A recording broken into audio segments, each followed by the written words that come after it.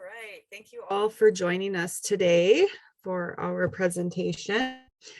Just a couple reminders before we get started. Please keep your microphones and cameras off during the presentation. If you have questions, please type them in the chat box. Relay them to our presenters as we go along. And lastly, if you need a certificate of participation, please email Marilyn at the end of today's presentation and she will get that out to you. With that, I will turn it over to Clancy Barnhart. Hello, everyone.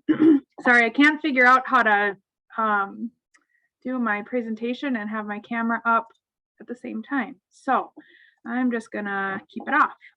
So Kylie, if there's anybody that has questions, just shout them out. That would be great. So my name is Clancy Barnhart. I'm a social worker with the Fargo VA, and I'm actually stationed in Dickinson. I'm the coordinator for the central and western part of the state. So we kind of cover the entire state, and I'll talk a little bit about each of the healthcare for homeless veterans programs throughout the state, and then kind of focus towards the end, like a little bit more on rural VASH. So I also have Jenna Richardson, who is in Grand Forks, and Brenda Witt, who's in Fargo here. So gals, if I miss anything, feel free to chime in. So this is the Fargo VA Healthcare for Homeless Veterans program. We also have an employment program that we utilize quite often too. So this is kind of our homeless veterans initiative. We focus on community partnership, outreach, healthcare, prevention, safe housing, and supportive services, employment programs, and treatment. And I'll talk a little bit more about each of these throughout the presentation. So here's kind of an overview of our programs. Like I said, it's called the Healthcare for Homeless Veterans is kind of the umbrella term that we use. We have outreach services, and this, we have a couple of outreach workers that are primarily stationed in Fargo. However, they do cover kind of the entire state. And then also, each of us in the community-based outpatient clinics provide outreach services too. So that could mean a variety of things: outreaching to community providers, or outreaching to veterans homeless on the street, or just doubled up, things like that. We have a couple of contract residential services that I'll get into a little bit more, drop-in centers.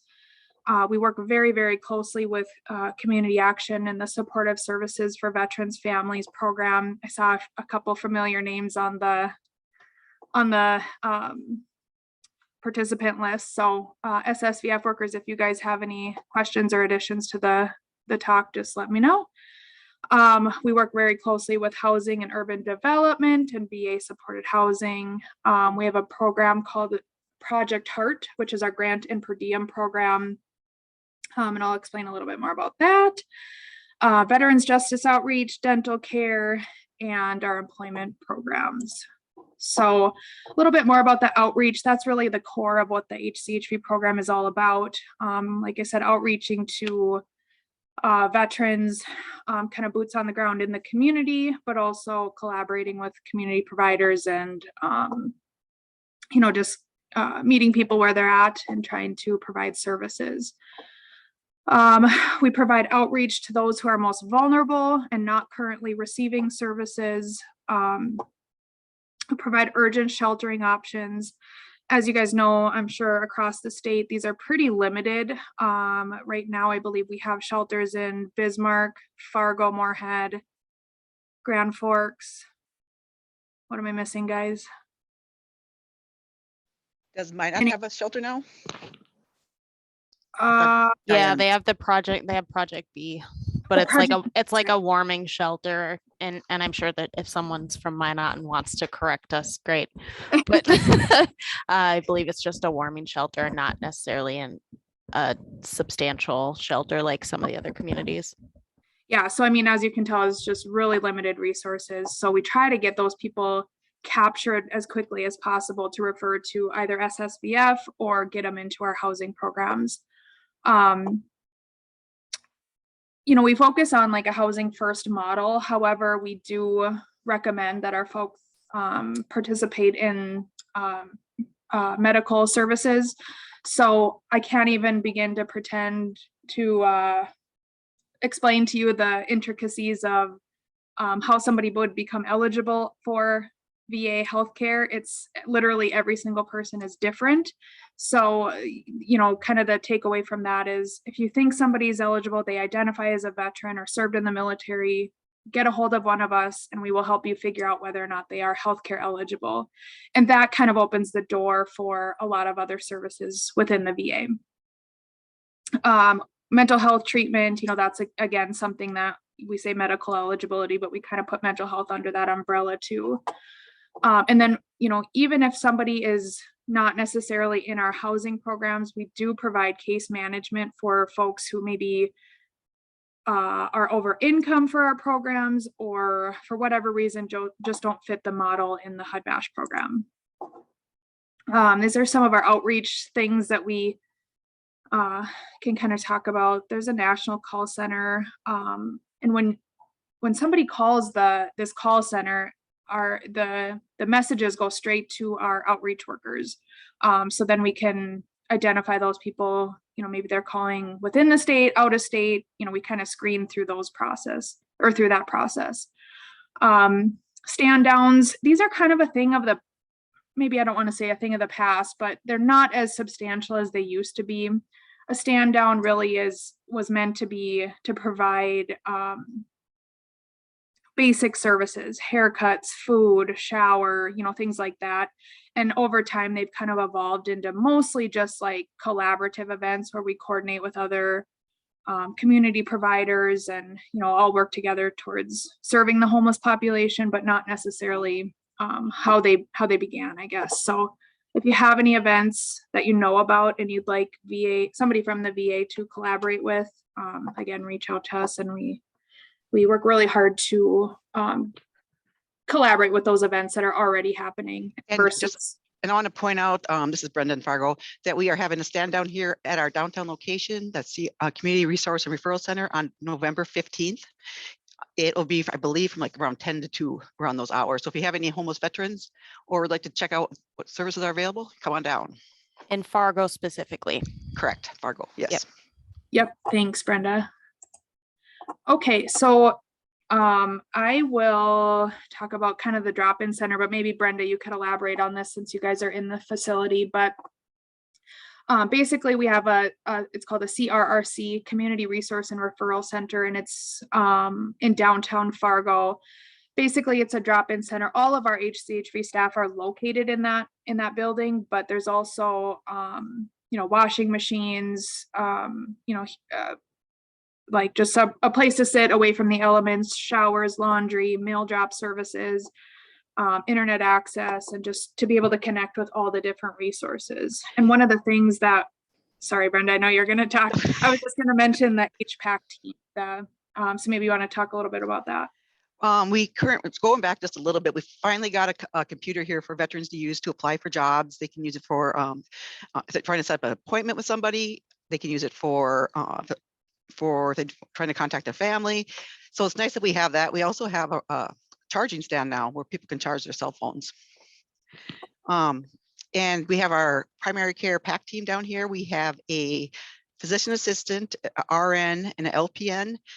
And their panel's getting bigger and bigger every day. It's really nice because the team has a little more time to spend with people, and it's a quieter setting. So people with like PTSD who don't do well like in the bigger hospitals really enjoy coming down here. And that's all. Okay. We have a couple contract residential programs. Actually, I think, well, just one, right, Brenda? The Micah's Mission, and then one in Moorhead. So these Micah's Mission right now, we're losing our contract there. I'm not sure if that's going to go through or not. Okay. And that's about it. Oh, we haven't. And Center, we still have Project Heart. Okay, so the contract residential programs are to ensure that unsheltered veterans with or without serious mental health diagnosis can be placed like in community-based programs. It kind of serves as a transition between homelessness to housing. So Project Heart is one of those programs I talked about, and I think that's maybe coming up next. But We also, like I said, work really closely with the SSVF program. And that program came about, the VA awarded a grant to nonprofit organizations, and MACV and North Dakota Community Action are the recipients of those grants. Each community action has a case manager associated with it that primarily focuses on the veteran issues. They provide a range of supportive services to veterans and their families, designed to promote housing stability, provides homelessness prevention options, and rapid rehousing assistance. So, you know, in our smaller communities, oftentimes it serves as our only kind of collaboration between any other veteran organizations. So we work really closely, especially in the rural communities. And this is Jenna. I'll just add that the really great thing about SSVF is as often as we overlap with clients that we serve, with veterans that we serve, there's also a population that tends to fall through the cracks when it comes to VA services, but more often than not, SSVF can pick up on that and provide similar services to what the VA can provide for housing services, which is really helpful to those veterans that we unfortunately at the VA can't help with. Absolutely. So shout out to all you SSVF workers. We appreciate you. Okay, so HUD-VASH, this is kind of, you know, what I mainly wanted to focus on and what is the program that Brenda and Jenna and I primarily work in. It's a joint initiative of the Department of Housing and Urban Development and the Department of Veterans Affairs. In this program, we target the most vulnerable veterans, provide special services for women veterans, veterans returning from combat zones with disabilities. So since 2008, and that's basically when the program started, HUD has allocated housing vouchers across the country. And there's a map coming up here, so I'll kind of show you the distribution of them. The Fargo VA oversees 275 scattered site placements. And then the VA case managers assist homeless veterans through intensive case management. So once they kind of, you know, get through the initial transition to being ready to be housed, again, we focus on a housing first model, so they don't necessarily have to be medicated for their medical issues or mental health issues or necessarily sober. We can meet them where they're at, and then we try to wrap services around them once they become housed. Let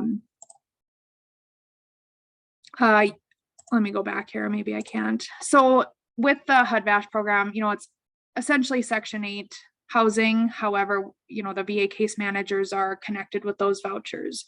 So again, pay 30% of their income. Each region has a different payment standard. So yeah, we just work pretty closely with the housing authorities in each location too. And it's intended to be more of a permanent supportive housing setup as far as the case management plan. So that is something that is super helpful for our veterans. And along with that, the fact that it's scattered site really allows us to kind of cater the needs of our veterans based on their differences and their preferences and needs. So it's really the best model you can perform for permanent supportive housing is having that scattered site set up. Absolutely. And just a tiny bit more about the grant and per diem program called Project Heart. It funds community-based agencies providing transitional housing or services for homeless veterans. I believe that capacity is a little bit lower now.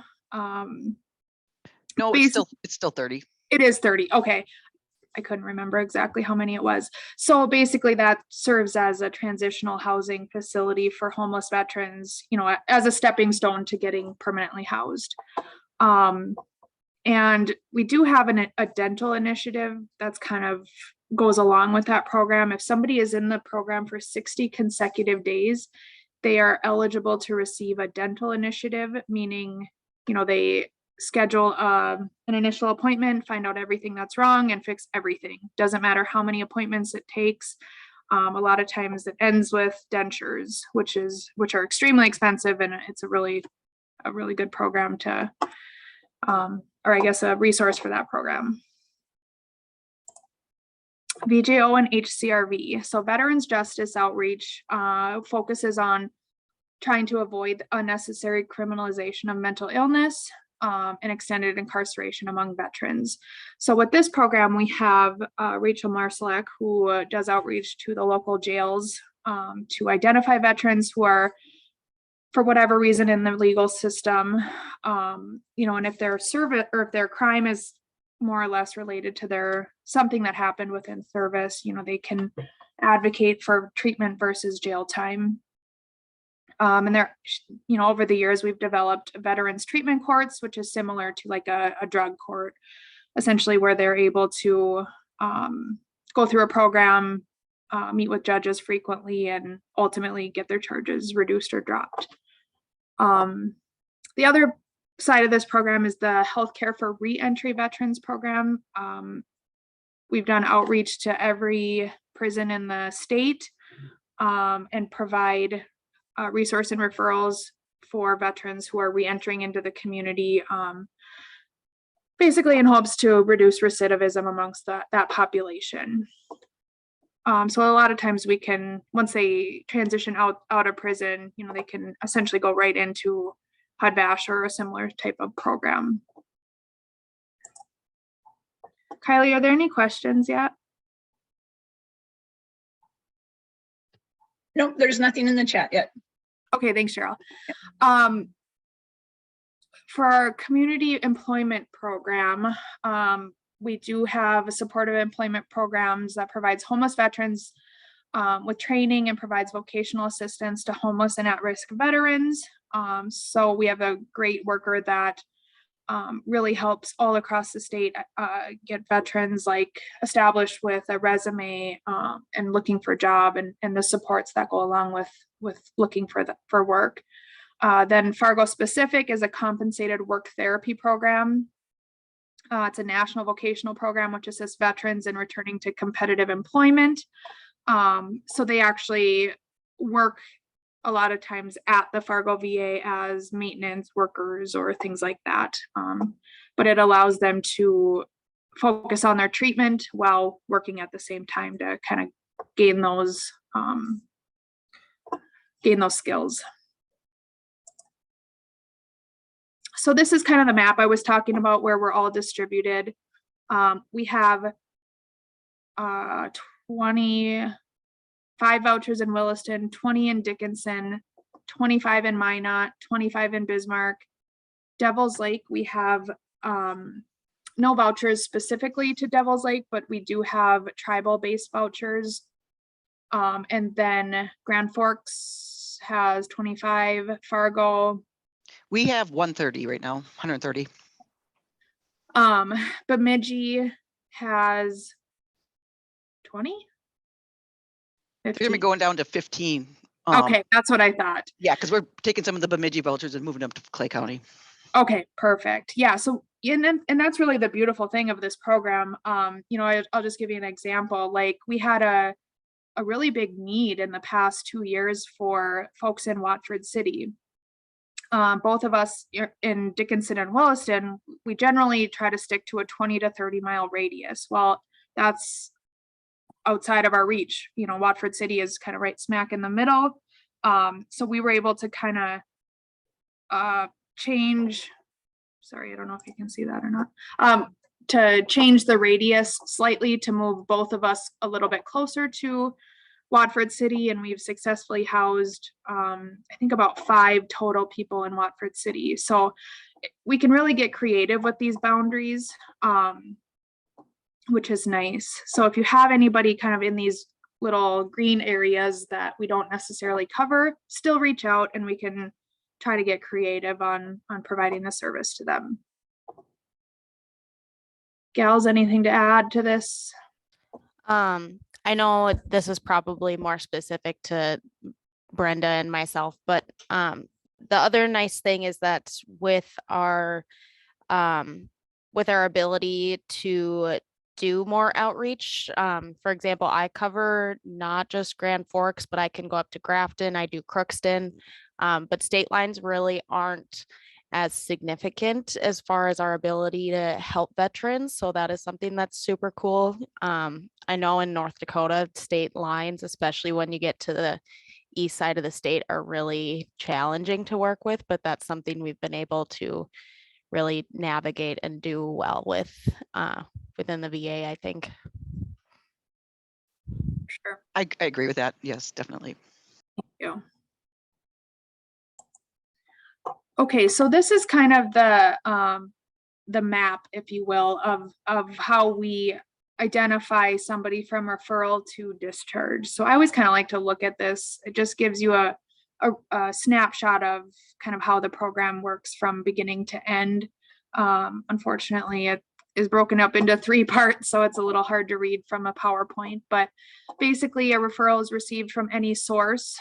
We do use the prioritization tools to make sure that we're identifying the most chronically homeless folks or the people most in need. So we do prioritize them. Each individual that is interested in the program or would benefit from the program is discussed in a team approval process. If they're approved, or sorry, if they're not approved, then we would refer to SSVF or a program that might better assist whatever their situation is. So if the veteran is approved, they're placed in a pool of eligible folks rate by acuity. In the rural locations, we very rarely have a wait list. Fargo is a little bit different. There may or may not be a wait list depending on the time of year. At Clancy, this is Brenda. Our interest pool has been about 10 people for the past year. So it has been. Okay. We've had a really big increase of homeless people coming to the Fargo-Moorhead area. Okay. So once the veteran gets selected for VASH based on the score, a case manager is assigned. So, with Fargo, there's a number of case managers that they could be assigned to. In the rural communities, there's only 1 case manager per location. So visit with the case manager, schedule appointment for voucher issuance. And this is where we collaborate with the housing authorities. It's as if somebody goes in for a Section 8 voucher. They basically do the exact same paperwork. And moving forward from there, once they locate housing, if not, reevaluate after substantial time has passed. We generally give people like 60 days. And if for whatever reason they can't find housing or aren't motivated to find housing, we would discharge them and reevaluate once they're ready to move forward. If their housing is. There's a question in the chat box. Okay. Is there a limit in how many years they can be on? Is it the same as Section 8, but just for vets? Do you consider income? So there's not a limit in how many years they can be on. It is indefinitely until they either, we have kind of phases to our program where we meet with them either weekly, bi-weekly, monthly, every 6 months, and all the way up to graduation status, where we meet with them potentially only once a year, but they can stay on the program indefinitely. Yes, it is the same as Section 8, but for vets, and along with it comes intensive case management via our HUD-VASH case managers. And then income is considered, we go by the same income guidelines as the Section 8 program. Okay. So, this tenancy approval, that's kind of the voucher, as we call it. A lot of times we get stuck right here in the security deposit and housing inspection. That's sometimes when we refer to SSVF to see if they can assist with a security deposit. Once that's secured, then they have to inspect the apartment, lease assigned, move-in date established, and then we just continue with case management from there. Oftentimes with this population, we know that it a lot of times ends in eviction or issues, with their tenancy. So that kind of leads us to the discharge portion of it. There's a couple different ways we would discharge somebody.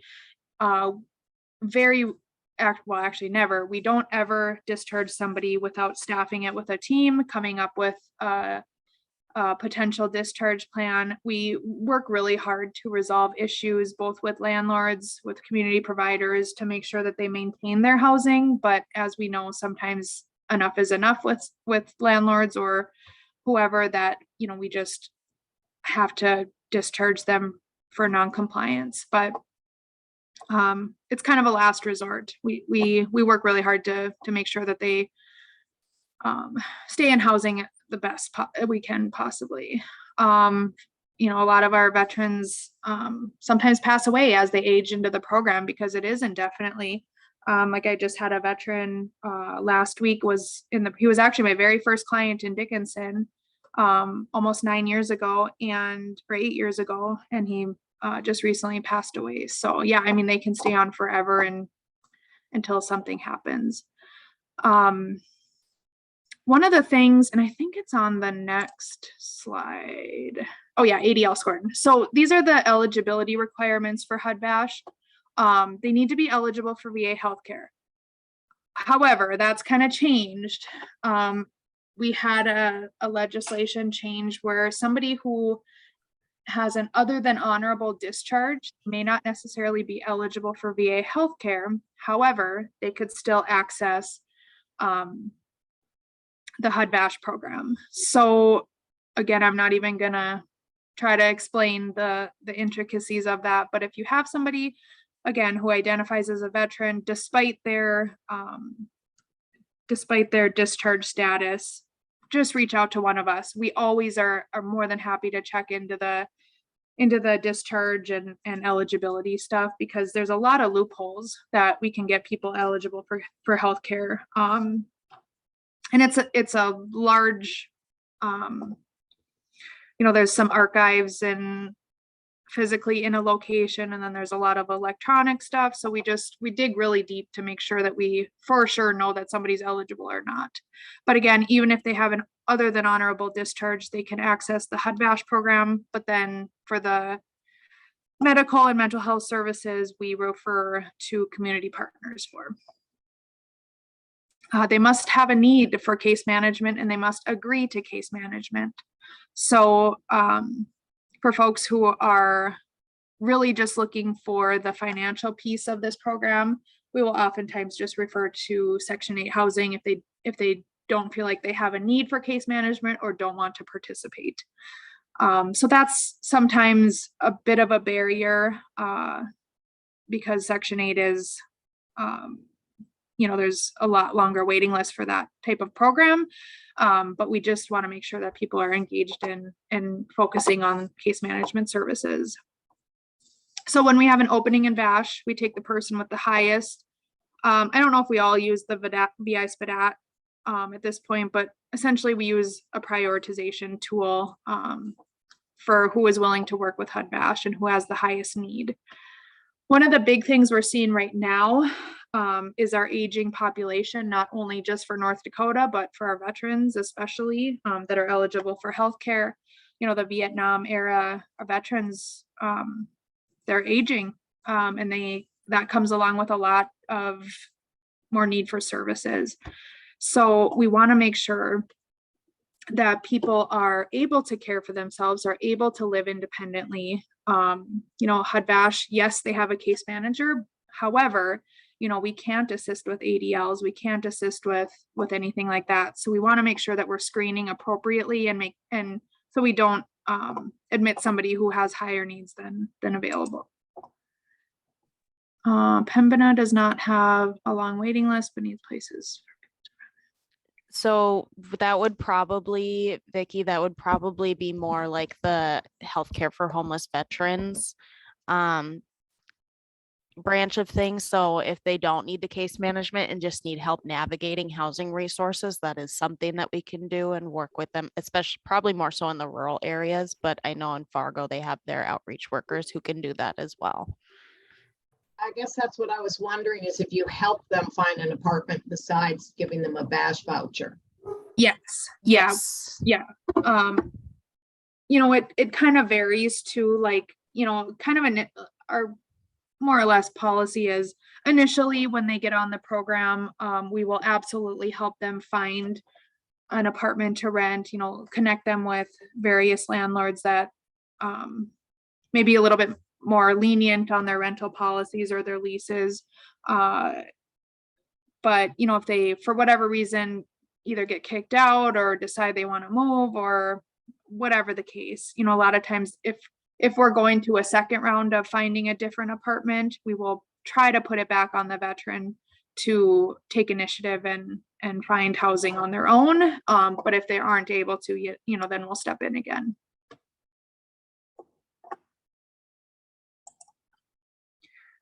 Gals, anything else I missed here for eligibility and ADL scoring?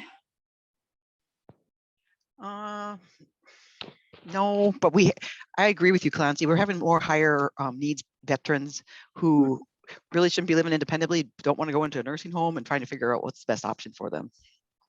Yeah, there's a real weird gray area of people who maybe are kind of on the borderline of needing more services, but not quite needing like nursing home level of care. So we're trying to keep them in their maintained in their housing with other services coming in, but again, there's only so much we can do in the HUD-VASH program. Yeah, I think in addition to just general healthcare conditions in the aging population, I think one thing that we've noticed, especially in the rural areas, and I think Fargo has noticed some of this too, but we're seeing a lot of veterans who are struggling to maintain their ADLs because of mental health conditions. Yes. And I think that's been kind of our biggest struggle in the last several months, if not the last couple of years, is just the dramatic increase in serious and persistent mental illness amongst the veterans, and trying to help them manage that while also maintaining their housing. Absolutely. It's like the trifecta. Mm-hmm. And Vicky, I mean, as long as a landlord or a property manager can take Section 8 vouchers, they can accept a HUD-VASH voucher. But I mean, if the applicant is not someone that they're looking to have in their buildings, they of course have their right to refuse an applicant for any reason. Yeah, and it's you want to be careful on that though for any reason, because we want to make sure that we follow fair housing guidelines. Aside from fair housing laws. But if they feel that the applicant is not a good fit for their building, they, within reason, can deny. For sure. And I'm sorry, but what do you mean like they can be denied if they don't think it's a good fit? Because isn't that discrimination? I think what happens sometimes with some of our less lenient landlords, they will say if they they'll accept a lower credit score, they'll accept some criminal stuff. Some other landlords may look at it and I don't know how to say this correctly, but a lot of times it's often based on rental and legal history with veterans that they wouldn't be accepted into an apartment. So maybe if let me give you an example. Let's say Goldmark, right? They oftentimes won't rent to anybody with a criminal history or credit issues. However, if we can, meet with a landlord and say, yes, this person has criminal issues and maybe their credit isn't great. However, they're on the HUD-VASH program, you'll get 70% of your rent guaranteed. Plus you'll have somebody watching over this person as a case manager and assisting and making sure that they maintain their housing. So it's kind of a collaboration piece and really relationship building between us and the landlords. And that happens they have something called an initial denial. And when you appeal that denial, when you put on that extra stuff that we are offering to the veteran, then their eligibility committee looks at that and gives us a decision, and more likely than not, they'll get accepted. Yeah, so it's not necessarily that they're denying them. They would normally deny them based on their policy. However, sometimes we're able to kind of negotiate and advocate for a veteran to rent from a particular landlord or property company. Does that answer your question? Yes, no, I guess I just wanted to know, can they refuse it because it's a HUD-VASH voucher? Can they say, no, sorry, I'm not taking payment from that? Bemidji's been doing that. North Dakota, I have not found that, but I do know in some other locations they can refuse Section 8 vouchers. I didn't know that was a thing until recently. One of the things when I first moved to Dickinson, that oil boom was still pretty hot and heavy, and the payment standards were not up to what the going rate for apartments were. So in that case, yeah, they were able to deny somebody, like, no, we can't go that low with our rent. So I guess there is no great answer, but or really an indefinite answer. It just depends on the property company, the veteran, the situation, stuff like that. It's a very rare situation that a landlord or property management company has denied solely based on the fact that the individual has a HUD-VASH voucher. Well, how can they deny just based on the fact that it's a HUD-VASH voucher? Isn't that against the law? That's discrimination. I agree. I know in Grand Forks here, we actually have one property management company I know that denied not just a HUD-VASH voucher, but they didn't want anyone on Section 8 vouchers in their buildings, just specifically. I mean, they were essentially, talking about how the types of individuals who are on housing assistance and the behaviors that they expected from them and things like that. And so that if someone does get denied based on the fact that it's a HUD-VASH voucher, that is something that should be reported to Fair Housing. But I don't think every rental property or landlord has an obligation to serve people on Section 8 or HUD-VASH. Right. And that, of course, all depends on whether they can accept Section 8 with their company's policies as well. In North Dakota? Because I thought in North Dakota, you could not turn down somebody who had a Section 8 voucher based on them having a Section 8 voucher. Because Fair Housing just talked about that last week. Plus, they also pointed out how they went to court for somebody because a landlord refused to take North Dakota rent help. This is Cheryl. Yeah, you cannot discriminate based on the having a housing voucher, but it might be something where their rents are too high, and so they don't accept Section 8 vouchers. But yes, you cannot discriminate based on somebody using a voucher. Thank you, Cheryl. That's what I was trying to figure out. Thank you. Yep. I'm sorry to interrupt, Clancy. It's not, no, it's my fault. I don't word it right. Call on you. Sorry, there was a lot of people talking. I was just going to call on you, Cheryl, to help me answer that one. Okay. Any other questions before we move on? Is it due to income requirements? So yes and no, I guess. Okay, so housing requirements works like Section 8, where the veteran pays 30% of their gross income towards rent. They must be paying at least $1 towards rent to be on HUD-VASH. There is a waiver they can apply for in certain areas. It's not everywhere, but if they're applying for something like SSDI, they can have normally there's a $50 minimum rent, but that can be waived as long as they're paying $1 towards rent. And then there is a maximum on the rent amount based on family size. So, a single male can't qualify for a 10-bedroom apartment, just like a 10-person family wouldn't necessarily qualify for a 1-bedroom apartment. So it's all based on the family size.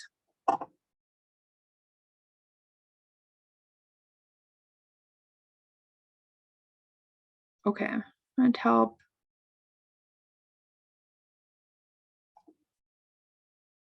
Okay. Let's move forward here. Okay, is everybody cool on the question? Can't discriminate based on their. Okay, thanks, Cheryl. Okay, so HUD-VASH responsibilities.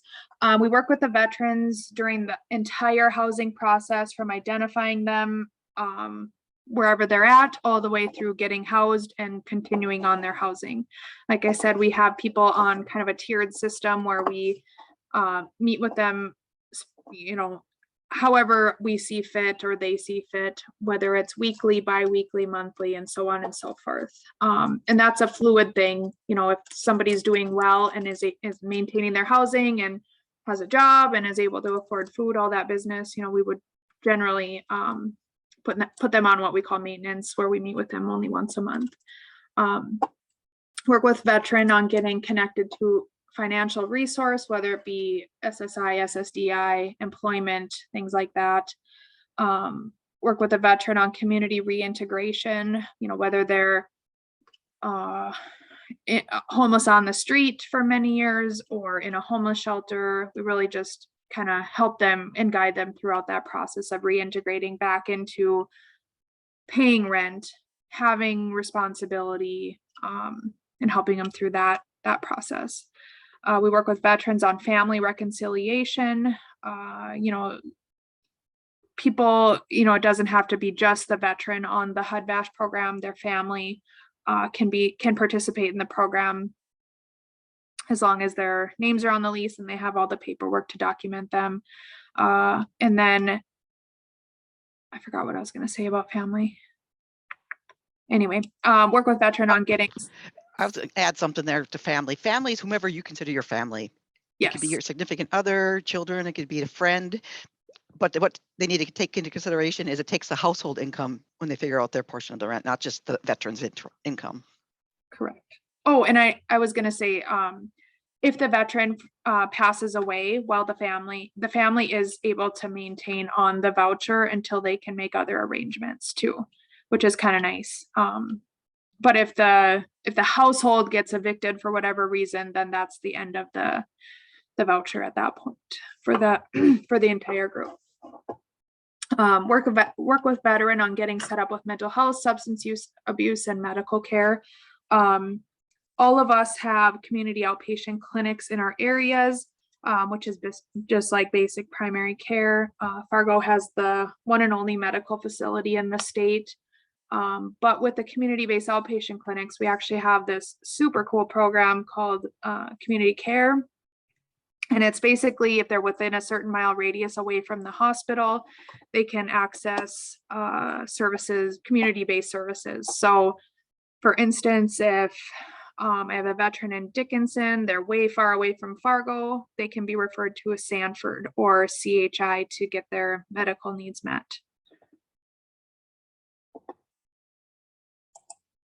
Well, I thought there'd be questions on that one. Okay, so some of the treatment modalities we use, housing first, like I spoke about, you know, we just really focus on the housing first model. We don't need things to be settled prior to moving in. The housing first model really is about housing people first and then wrapping services around them once they feel safe and secure in their own homes. We also focus really highly on a harm reduction model. And I think Jenna and Brenda could relate to this. I mean, we talk about harm reduction literally every single day. Small gains are huge for these people. So we really try to focus on that model. Some of us, I know Brenda and myself, and I can't remember who else in the team, are certified for CBT-H. It's called CBT for homelessness, for depression and anxiety, where we actually can do in-home therapy with our folks. And I know Brenda and I have used this CBT model since we graduated from the program, literally in every single home visit. So that's really been a nice tool for us to have. And then critical time intervention. Brenda, Jenna, anything to add to this? And we consider critical time intervention meaning basically the right intervention at the right time. So if a person is like in that pre-contemplation stage of change, we might be looking at just making sure they have enough food, making sure that they have a safe place to stay if they're not housed yet. So it's basically using the right interventions at the right time based on their needs, the veterans' needs. So if they're not ready to go to treatment, we're obviously not going to kick them off the program if they don't go. We're going to focus on maintaining housing and, you know, help them get to this spot where they may be ready for substance use treatment, mental health treatment, whatever it is. Okay. That is all I have. So does anybody have any questions, comments? The floor is yours. Or if you'd like to add anything, I don't know if SSVF workers want to add anything about your programs. I think that's for another talk, Clancy. Oh, sorry. I know, but we just super appreciate the program, and they've been really great to work with. So one of the things we're focusing on kind of in the last couple of years is our by name list.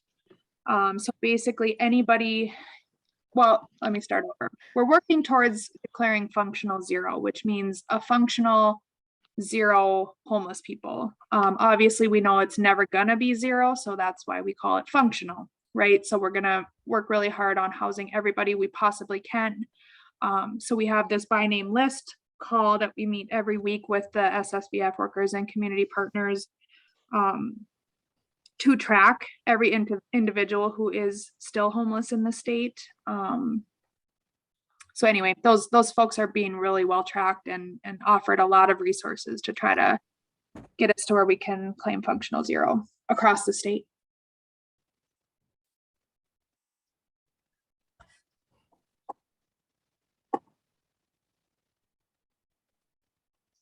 Any other questions? Okay, well, thank you everyone for joining. And again, if you have any questions, feel free to reach out to Kylie or any one of us in any of our locations, and we'll be happy to help you out. Thank you so much, Clancy.